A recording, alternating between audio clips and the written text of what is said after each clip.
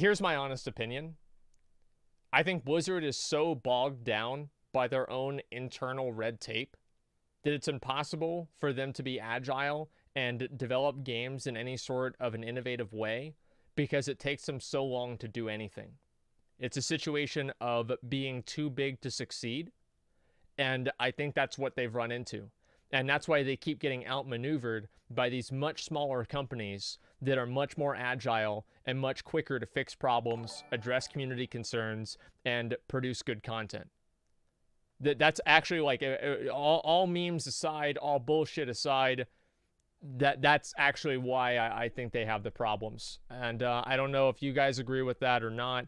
And yeah, I do feel like, yeah, financial expectations set by Activision and the board of directors, it's primarily comprised of people from Activision, has created a situation where Blizzard can't do anything and they have to push out products that might not be fully complete in order to meet those expectations. That's what I think has happened.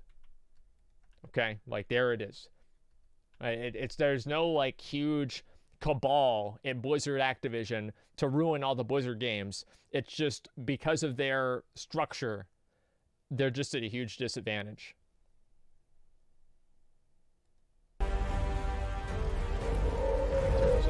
Hey everyone, and welcome back to another Warcraft video. So, a while ago, one of my favorite YouTubers, Marquez, made a bunch of videos addressing the various tech companies, and they're actually pretty great. They were pretty constructive, and they were interesting. So today, I actually think it's a great idea to do that for Blizzard Entertainment. We're going to focus on what they can do, what would, for the most part, be solid improvements to this game without tearing the whole thing down and rebuilding it, i.e. stuff that's actually implementable for the most part. Sounds good. Kind of a low-hanging fruit, the stuff that can be done. Suggestions so let's for the kick it off with something a little bit more fun. Tintable armor rewards. Okay, so visual progression is super important. And it's not because of oh, look at me, look how pretty I am. It's not because of that at all. Yeah. It's because having something that looks cool that was also challenging to acquire is extremely motivating. Just look at the gear of Vanilla and TBC and how that's remembered, or more recently, look at the Legion Mage Tower and those tints and how cool they are.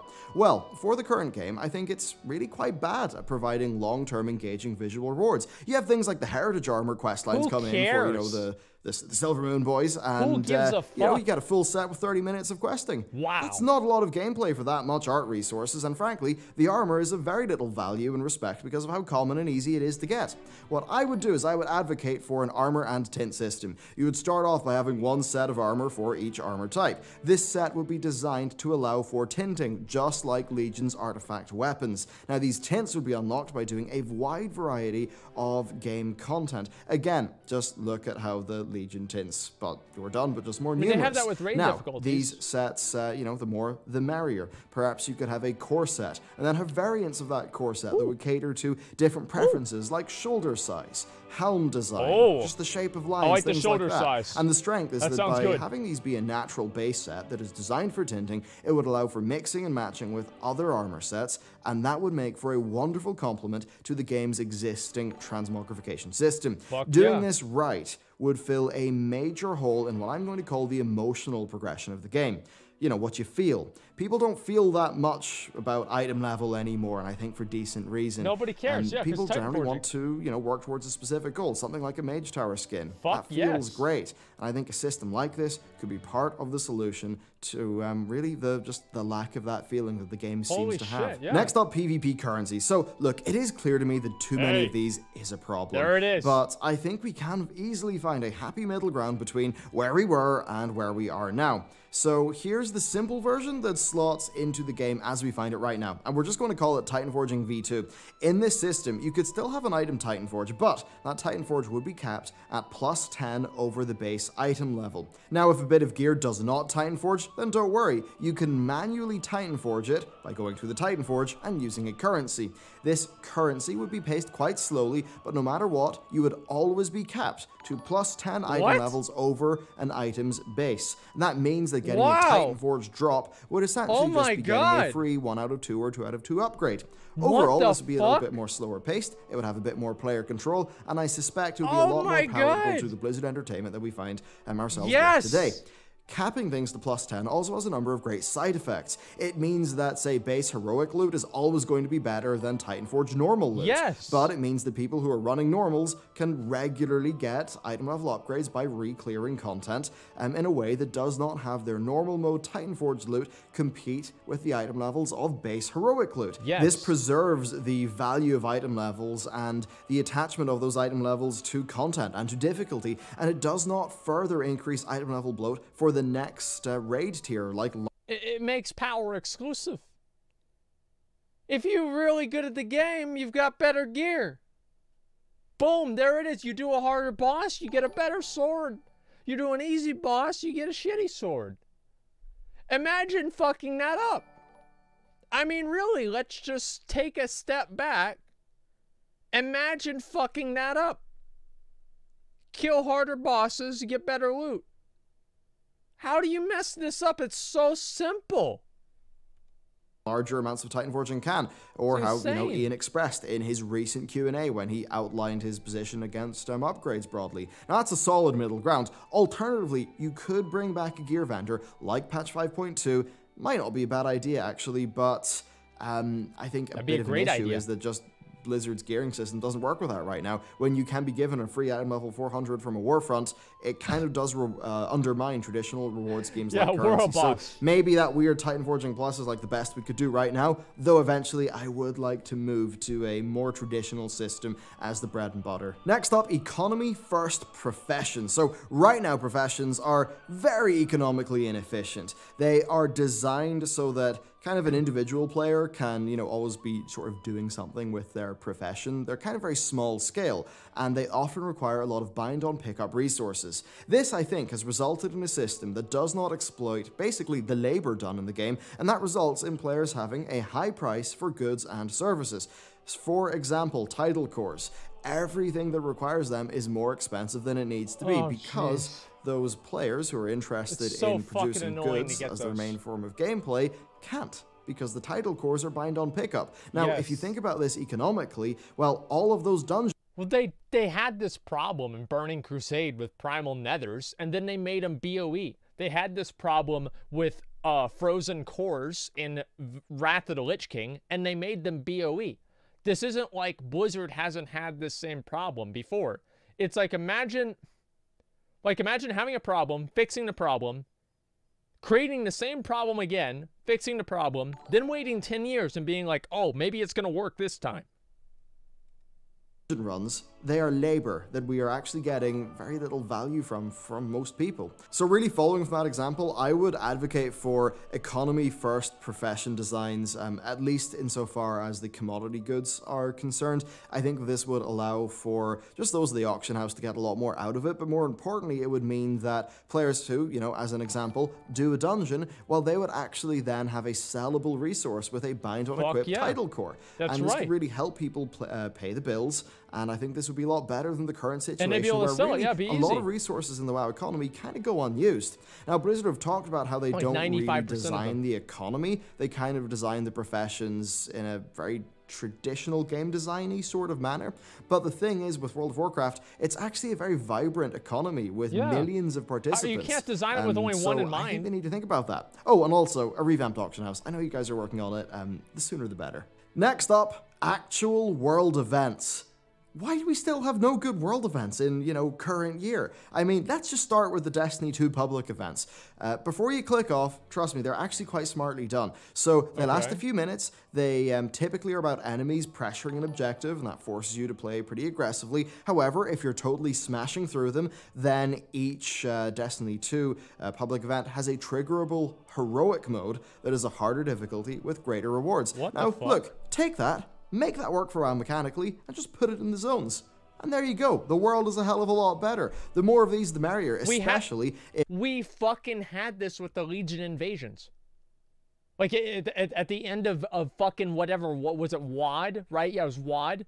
We had this with the Legion invasions. They were fucking awesome. Like, you saw all your fucking boys flying into Westfall to kill some dipshit named Bald Razor that I kept getting fucking people would tag me in a screenshot of the mob. I remember his goddamn name. And everybody was just like, the sky was fucking black and green. You had ashes of Alars. You had proto-drakes flying in with the might of the fucking Alliance and the Horde combined. It was amazing. It was the most badass shit that they have ever done. And they just got rid of it. Like, why don't they just bring that back every once in a while? Why would that be bad? I don't see why. It would be funny. Like, it would be great. Like, they need to do more things like that. He's absolutely right with the world events. There should be a world event that makes, you know, Red Ridge Mountains, for some reason, scaled up to 120. Hogger's back. Go beat his fucking ass again. The Gnolls are having an uprising. Go beat their fucking ass again. How big is Hogger? Bigger than Ragnaros. And you've got to kill him. That's the way it needs to be. And that would be cool. And, like, what does Hogger drop? 415 gear. And he can beat a raid of 100 people. I guess it wouldn't work now because the servers are so fucking bad, but hypothetically, that's what I'd like to see. If they're able to increase them in scale and really make them feel like it's a big MMO event, potentially being a lot more dynamic and challenging versions of the Legion invasions that we saw. Great minds think alike. There it is.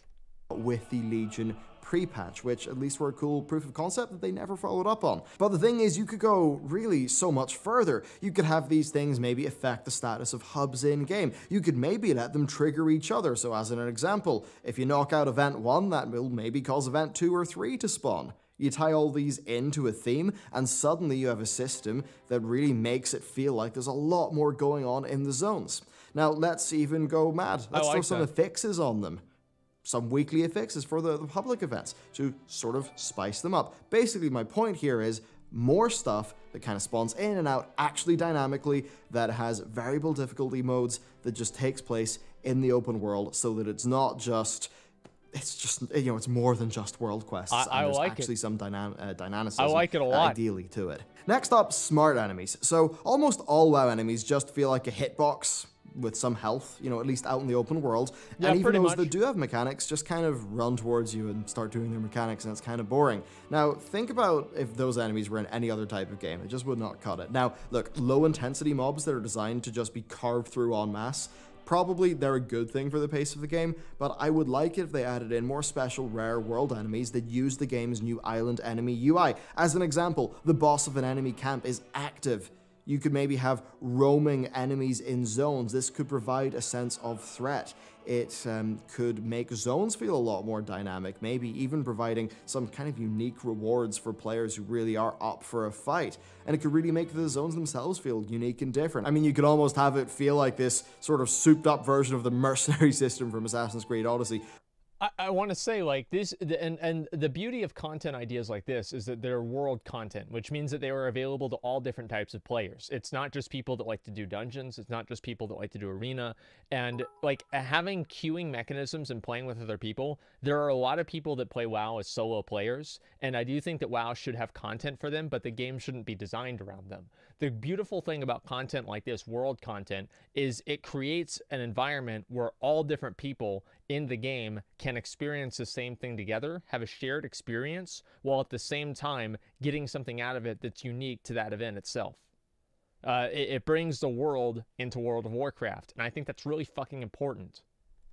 Having, you know, little nemesis enemy characters who will try to hunt you down. Of course, you'd have to make it all work with World of Warcraft, but it could be something that could bring, well, game design back to the enemies that we fight on a daily basis, and not just to those that are in raids and dungeons.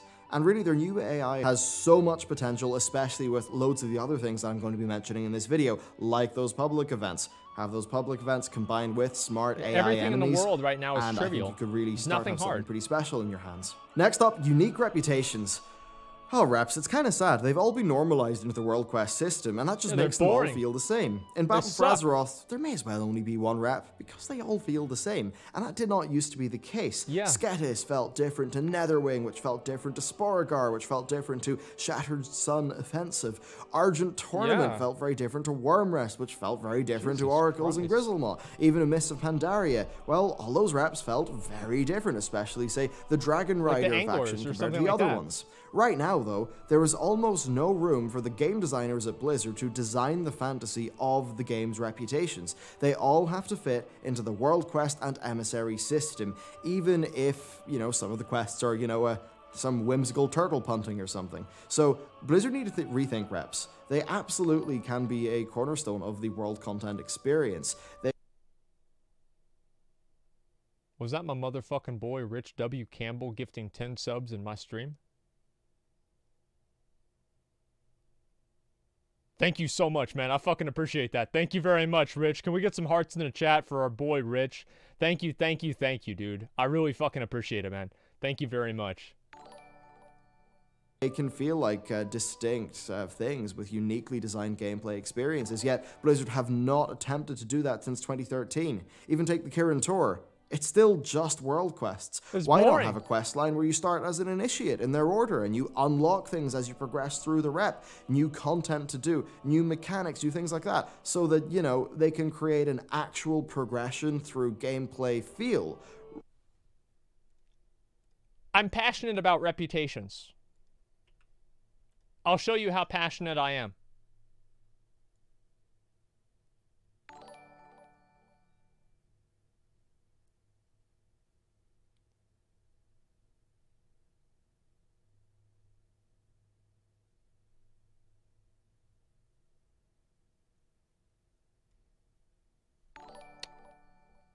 Somebody killed some goblins whenever I was in a group with him. I've got to go max this out again. Maybe I should do that after this. I'll get this back up to Exalted. I'm very passionate. I have Exalted basically every single reputation in the game. The reps in Burning Crusade were the best reps that Blizzard has ever made. Classic WoW had really good reps too. I would say Burning Crusade's reputations were an improvement. Everything beyond Burning Crusade was absolute garbage. The Oracles was good. Sons of Hodir was good. Cowlak was good. Argent Crusade was good. The rest of them were boring. Cataclysm, Baradin's Wardens was okay. The rest of them were boring. Let's see, where is this here? The Mists of Pandaria, where are they? The Anglers, wherever they are, was good. All the rest of these were boring, basically, minus like one or two that I'm just not thinking of right now. The Warlords of Draenor, the only good reputation from WoD was the Saberstalkers. Every other rep was literal fucking garbage. Ren's Vanguard was good, but it was just too easy to farm out, so it was irrelevant. In Legion, let's see, was there any good reputations in Legion? Talon's Vengeance. Talon's Vengeance was an amazing reputation. I like that a lot. Okay? Yes. No? Hey.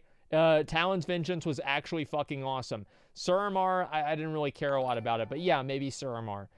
In BFA, every single reputation is just basically a glorified world quest tracker. How many world quests have I done for the Tortolan Seekers? How many world quests have I done for the Proudmoore Admiralty? It's the same for every single one. It's true, but there it is. Rather than just watching a bar. I think that would be really important. Yeah. Next up, differentiating mounts. And this is one of the more out there things in this video, because mounts are just boring now. There's so many of them.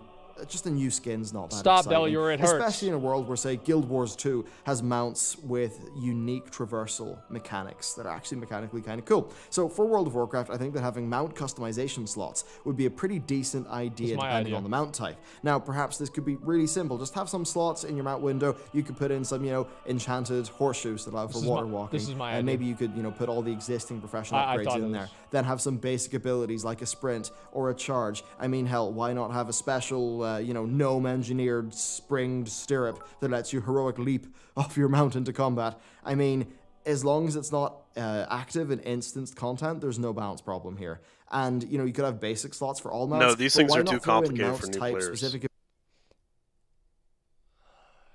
It's true. Yeah. So here's Blizzard's perspective. They had to take PvP vendors out of the game because players couldn't find them. Mm-hmm.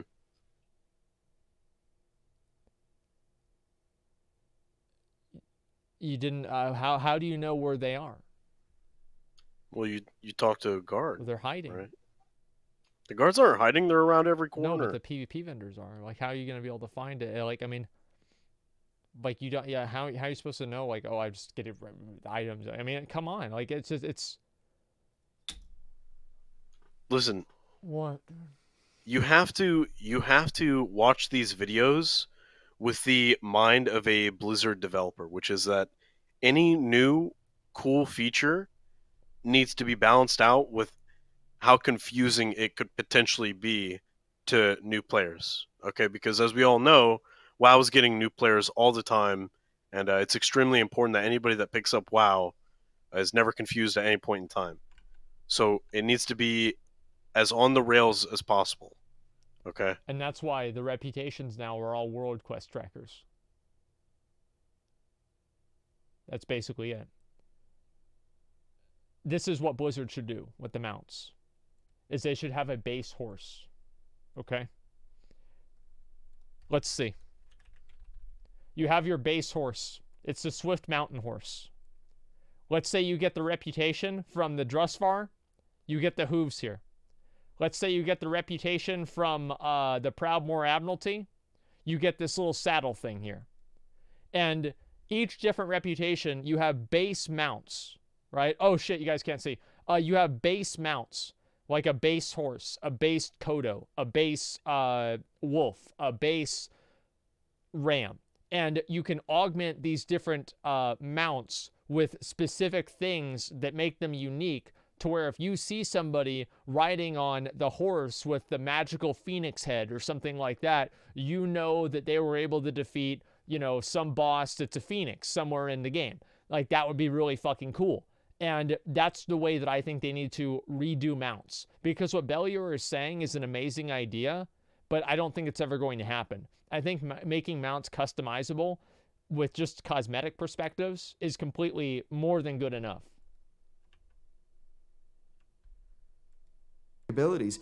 Give dragons a breath. Let it do AoE damage. Is that perfectly balanced? No, it's not, but it's just messing around in the world. If all mounts being perfectly balanced means that none of them are interesting, there's basically zero advantages across the board, then that's boring, and I want unbalanced mounts that feel different. Let horses have a back kick stun. Give boars a charge. Why not give hippos a bite? Why not have the elementals actually do something elemental? I mean, that is all a little bit wacky and far out there from where we are right now, but I think that the potential of having mounts be fun again is worth it. And, I mean, Blizzard, like, legit, if you guys want to make more WoW token money, make your mounts more interesting. People will do that conversion. And really, I think this would be fun because it would also allow for more varied rewards. And, importantly, it could let you better realize the fantasy of riding a dragon, or, you know, having a champion horse that's really speedy, or being a big savage running around in a coked up hippo. All those things could be done with mounts, but right now mounts are just purely a visual thing. I actually do think some mechanics that are a little bit crazy, some of them even a little bit OP in some scenarios, are fine and fun as long as they're contained to the open world, and just let the world of Warcraft be that big MMO playground. Why not? That's true. Like, what if you had, like, the robot mounts, right? What are they called? Lightforged, right? Lightforged Warframe? What if you could have the Lightforged Warframe use this cannon here to blow up critters or mobs that are, you know, 30 levels lower than you? So you're just running around in this, blowing up critters as soon as you right-click on them. And it's the same with the Gmod, right? Was it GM? Yeah, this thing right here. It's pretty much the exact same thing. Let it electrocute things. That'd be fucking awesome. Like, all these different little things make the game unique and fun and different and exciting. And right now, it's like you look at this boar. What is it? McConnell, say it. It's boring. True, dude. True. Like, I mean, this is so sad. Like, I'm sorry to say, but like, we've got all these mounts and nobody gives a fuck about any of them. The only mounts that are unique or special now are gladiator mounts. Like, if Well, you that's don't not have true. Well, what else is special besides the gladiator mount? I think it's the Sky Golem lets you do herbalism faster. Oh, or you're something talking like about the unique abilities. Well, yeah, you have the Sky Golem that can use herbalism faster. You have the water walking mounts, and what else is there? I'm pretty sure there's more than that too. Yeah, the Strider. Let's see. Is there anything else? Oh, the Long Boy, and then the Tundra Mammoth, and everybody has the Tundra Mammoth. Everybody wants to have the Long Boy. Everybody wants a Long Boy. Not everybody can afford it, but even now, if you see a Long Boy, people will crowd around you, and it'll be similar to like being a super cool person. Look at see that guy. He just got on his Long Boy right there because he wants people to know that he has more money than they do, or at least not anymore because he bought a Long Boy. But you know, it's the same thing. Long boys matter. And next, difficult single-player content. Yeah, the lack of this is really showing, and it's mostly because players had over a year of the Mage Tower, being used to that. And I think it really is worth Blizzard considering this as a core gameplay pillar of World of Warcraft. Now, a BFA launch version of this could look something like this. So, you have, say, fights, right? But sorry, I keep pausing this video. I'm pretty passionate about this. Here's what they should have done at the end of Antorus. They should have had Sargeras, after Mythic Argus died, send down a bolt of red lightning to the Mage Tower and empower it with the primal Titan energies that made all bosses in the Mage Tower twice as powerful, have twice as much health, and do twice as much damage. And made them give another, like, Fel or, like, you know, Sargeras infused ability, or not ability, sorry, weapon skin for your Mage Tower weapon. So it's like Mage Tower 2, and it's fully scaled up. That would be fucking amazing. That's all they needed to do. If they brought back the Mage Tower with all of the same different bosses, I wouldn't complain. I'd be completely happy with it. Fights with champions of the enemy faction. You get X attempts per week, but it's all framed as being an SI7 mission to take out important members of the Horde. Now, this would have added new a new gameplay focused dimension to the war campaign, and it would have provided content for times just like the pre-dazar'alor period, the legendary where the game daggers was in a bit of a lull. Next up, treasures and rares. Rares first. I think they should add another tier of rare that actually is a lot more rare and allow for a lot more room in their design. And, you know, there's things like, say, players triggering them, you know, through stuff in the world. Blizzard have experimented with that even in BFA, and I think it would be great to see more of that stuff. I agree. And then design-wise, I think broadly with rares, I'd like them to see, I'd like to see them be designed as kind of like 45 to 60 second encounters that have properly challenging mechanics that would have to be executed well, or else you die. Almost like miniature Brawlers Guild. Yeah, when did they bring back the Brawlers Guild? Bosses, but actually that was in the awesome. world. Then as for the treasures, yeah, just go back to the WoD model baseline and, you know, we'll see what happens after that. Next up, creative to the vanilla asides. model. I think we need more things like Chromie, like the Withered scenario of the treasure room from patch 5.2. Fun, creative asides that are just something different, something new. Take Warfronts. To be real with you, I'd rather Warfronts for solo, or maybe 5 players. And they would give you maybe a pseudo Warcraft 3 experience where you had a lot more control. I'd much rather a Warfront that was a small, fun little side activity designed for gameplay first, rather than just another weekly loot delivery system with player engagement in mind that sacrifices all gameplay and fantasy to fit the broadest possible audience. A move that, you know, often just leaves it having no audience that it appeals to. Next up, zone abilities. Let's have zone mechanics. Tanan Jungle had this nice thing where you would get a damage dealt and taken buff whenever you stepped in the lava. In the goop. And this added a bit of risk and reward into what was otherwise a pretty damn boring zone. Now, you also had things like, say, the Nagrand gliders in Warlords, and you but could you know, fight more on them out. fully embraced. Things like this would really allow Blizzard to express the fantasy of their zones through the gameplay. Fuck Having yeah. the world matter mechanically, not just in terms of what happens, if it happens to have a world quest or not, would be great. So maybe you could have elemental storms, weather effects, strange void tears, and these could all be things which would essentially act as affixes on a zone. Then, within zones, having some more baseline mechanics. I really feel like they just throw the zones to their level designers and their artists, and they create beautiful work, and then they populate it with content. But I feel like they have no creativity in terms of the playability of these different areas, right? Like, what's the most exciting thing about Nazmir? The fact that you can get inside the underwrought Krog and run around. Whoo! Now what? What about after that? Gives a fuck.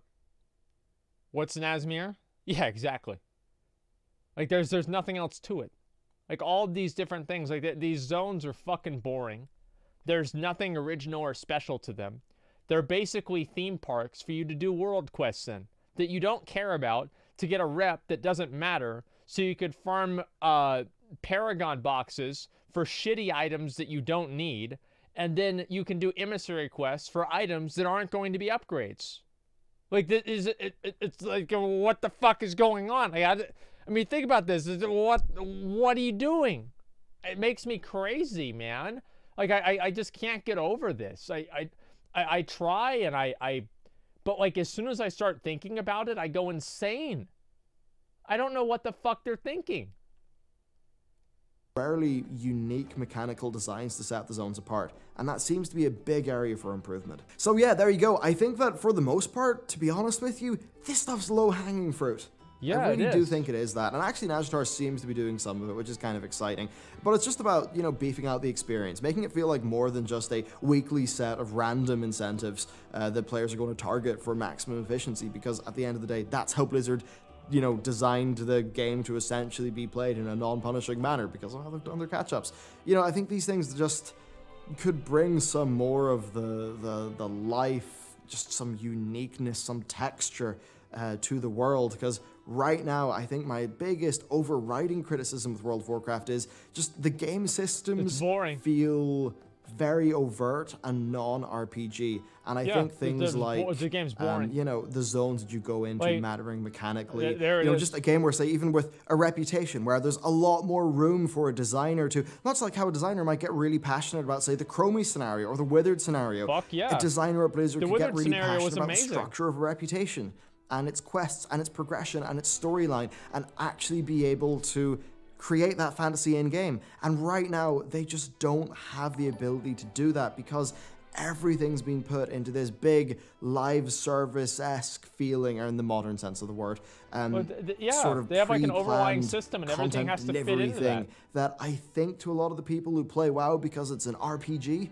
an MMORPG, of course, it just doesn't really feel like it's in alignment with the emotional reason why they play the game. So there you go. That is my thoughts on some low-hanging fruit, some easy ways to improve World of Warcraft. Okay, a few of them are not easy, but I think a lot of them are. I mean, yeah, if we were doing the whole thing again, I would make a different video, but this video is all about what could be done in like 2 years to, steer the ship, not to, rewind time and, I don't know, set a different course, I suppose. So, thank you very much for watching this video. Let me know what things you would like to see down below. And with that, I will see you next time.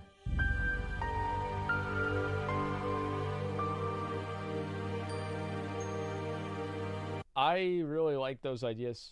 I think that is good. Like, what this guy's saying right here is completely true, and it's what I was saying. I think one thing they really need to do is keeping old content alive. It's so sad seeing a whole world map filled with a shit ton of zones, while in reality, only 6 to 7 of them actually matter.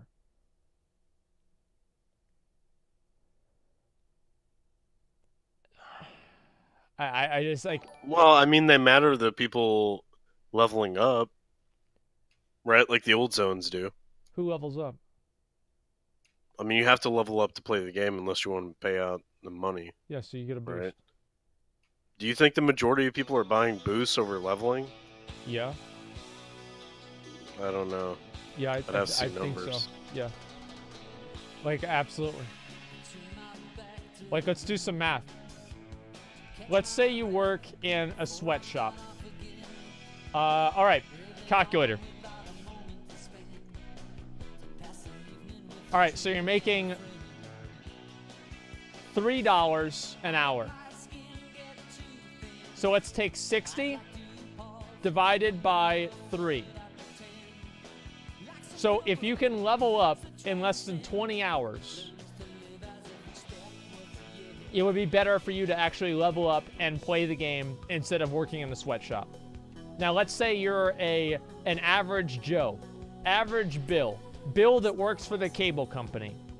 Bill makes $14 an hour, okay? He's worked his way up. He's worked there for 8.5 years, and he's, you know, doing pretty well for himself. We're going to divide that by 14. In the time that it would take Bill, 4 hours, he could buy a boost and get all the way up to 110 immediately. What do you think Bill's going to do, McConnell? Huh? What do you think Bill is going to do? I don't know. I stopped listening after you went into your hypothetical situation. Like, I actually need to see numbers, not your little situation that you think is happening. I mean, do you think people are that retarded that they can't figure out that it would be better use of their time to spend money on buying a boost rather than leveling a character through a game that they've already played 15 times? Do you think new players to the game are gonna want to buy a boost rather than actually play through the game? Absolutely, because new players are conditioned to play in the new gaming world, which heavily features microtransactions to allow you to circumvent doing content. Absolutely. That's just assuming what people's intentions are. Like, you have no idea. You're just assuming that's true. Well, of course. You have no idea whether most people play through the game or boost up. You have no clue. You're just making an assumption. It's not. You're not basing that on any actual numbers or anything like that.